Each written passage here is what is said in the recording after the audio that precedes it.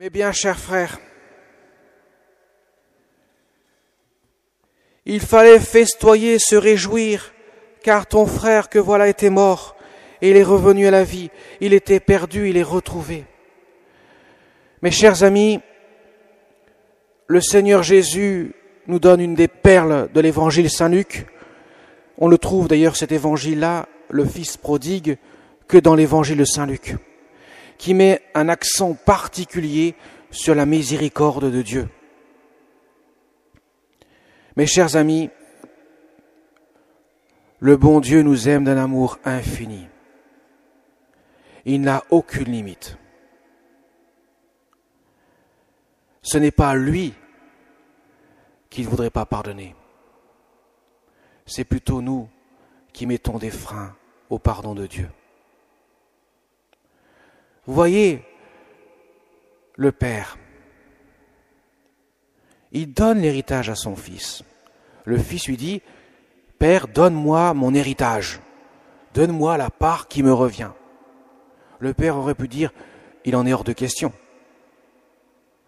Il ne contrarie pas la volonté de son Fils. Comme Dieu nous laisse libres devant nos choix, il pourrait nous empêcher de faire le mal, mais il nous laisse libres. Nous avons été créés à l'image et à la ressemblance de Dieu.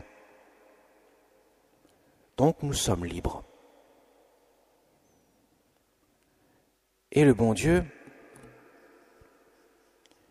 il attend le retour de son Fils. Voyez le Père,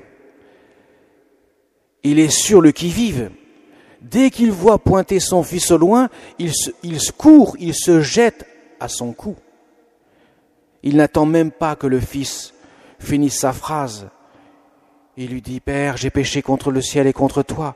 Je ne mérite même plus d'être appelé ton Fils. » Il laisse même pas terminer qu'il se jette à son cou. Le Père voit dans le cœur de son Fils le repentir. Et il le couvre de baisers. Il l'embrasse et il dit à ses serviteurs, « Allons, festoyons, tuons le veau gras et mangeons. Car mon Fils qui était mort est revenu à la vie. » Mes chers amis, quand vous allez vous confesser, quand vous demandez pardon au Seigneur, le bon Dieu se jette à votre cou. Même si vous n'avez pas l'impression qu'il se jette à votre cou, il se jette à votre cou. Il vous prend dans ses bras. Il vous aime d'un amour infini. Jamais lui mettra un obstacle à nous réconcilier avec lui. C'est impossible. Pour lui, son amour n'a pas de limite. Sa miséricorde n'a pas de limite. Il ne nous juge pas en fonction de ce que nous avons fait ou pas fait. Il nous aime d'un amour inconditionnel. Donc le Père est toujours accueillant. C'est comme la brebis égarée.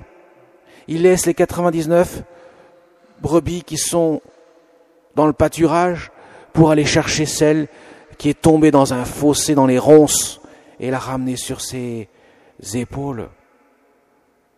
Il nous porte dans sa croix.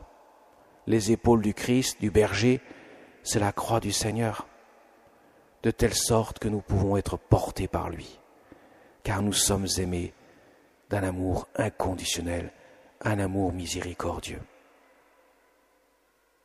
Quant au fils aîné, vous voyez le fils aîné, quand il apprend la chose, il n'est pas content, il est plutôt furieux. Alors bien sûr, le fils aîné, c'était l'image des pharisiens et des scribes, ceux qui récriminaient contre Jésus. Et le fils prodigue, c'était bien sûr les prostituées, les publicains, les pécheurs, ceux qui étaient considérés comme des parias et des gens peu fréquentables. Et voilà que le fils aîné se met en colère. Et il dit à son père, c'est quand même incroyable, moi qui suis toujours fidèle à tes côtés, j'ai même pas le droit d'avoir un petit chevreau pour festoyer avec mes amis, et toi, il dit pas mon frère, il dit ton fils, je le reconnais même plus comme un frère, lui, il a le droit au veau gras, il a tout dépensé avec des prostituées et tu fais tuer le veau gras, c'est absolument injuste. Contrairement au Père, le Père voit l'amour de son cœur. Le fils aîné voit la paille dans son frère, dans l'œil de son frère, qu'il ne reconnaît plus comme un frère. Il voit le péché, il voit le mal que l'autre a fait. Il ne voit pas l'amour du Père, la miséricorde de Dieu. Et il s'enferme, son cœur se verrouille. Le Père lui dit, mon enfant, tout ce qui est à moi est à toi.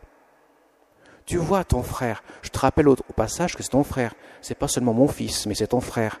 Lui, il était mort, il est revenu à la vie. Il faut donc se réjouir. Tu ne peux pas rester sur le péché de ton frère et ne voir que le péché. Ton frère est plus grand que le péché qu'il a pu commettre.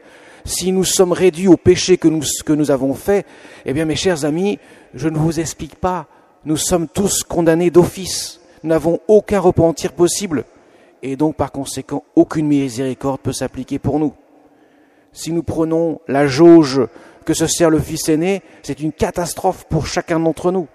Mais si nous regardons le visage du Père, celui qui nous aime d'un amour inconditionnel, qui voit la puissance de sa miséricorde, qui veut déborder dans les cœurs, tout est possible. Voilà pourquoi Jésus dira, « Sans moi, vous ne pouvez rien faire. Mais pour moi, tout est possible. Pour Dieu, tout est possible. » C'est une invitation, mes chers amis, à aimer de la miséricorde de Dieu. Regardez ce qui s'est passé, nous l'avons entendu dans le livre de l'Exode. Le peuple hébreu choisi par Dieu pour être celui qui va porter le Messie dans son sein, pourrait-on dire. Voilà que ce peuple hébreu sorti de l'Égypte par l'intermédiaire de Moïse, et voilà qu'il se met à faire un veau d'or. Il se vautre dans l'idolâtrie. Dieu est furieux. Il dit, je vais éradiquer ce peuple, je vais le détruire. Moïse dit, Seigneur, tu ne peux pas faire ça. Comment pourrais-tu faire sortir ce peuple de l'Égypte pour le conduire à le détruire par la suite? Regarde la miséricorde de ton cœur. Et Dieu renonça à détruire ce peuple. C'est Moïse qui rappelle à chacun d'entre nous la miséricorde de Dieu. Dieu, s'il appliquait la justice, nous ne pourrions pas être sauvés. Mais il appliquera la justice dans sa miséricorde. Ça veut dire quoi? Ça veut dire que celui qui va payer la note, c'est pas nous, c'est Jésus lui-même qui va prendre tout sur lui dans sa croix. Il va nous rendre justes. La justice sera établie, certes, effectivement, mais elle le sera parce que Dieu a fait miséricorde en prenant tout sur lui, pour que le Père puisse voir en son Fils celui qui a réconcilié le peuple avec Dieu. Parce que lui, Dieu s'est fait homme pour que l'homme puisse, par la grâce qu'il nous donne dans sa croix, participer à la vie divine. Mes chers amis, c'est une invitation à nous aimer les uns les autres, comme Jésus l'a invité les pharisiens et les scribes à aimer les publicains et les prostituées qui se tournaient vers le Seigneur. Il les invitait à ne pas focaliser leur regard sur le péché qu'ils voyaient dans leur cœur, mais au contraire, à focaliser leur regard sur la miséricorde de Dieu. Tant que nous regardons Dieu, nous sortons des ténèbres. Regardez Pierre. Lorsque Pierre marche sur les eaux, lors de la tempête apaisée, pourrait-on dire, quand Jésus a apaisé la mer qui était houleuse, et voilà que Jésus marche sur les eaux. Et ils ont peur, les disciples. Les apôtres ont peur. Pierre dit, si bien toi, permets que je puisse venir à toi. Et il commence à marcher sur les eaux. Et comme la mer était un peu agitée, eh bien,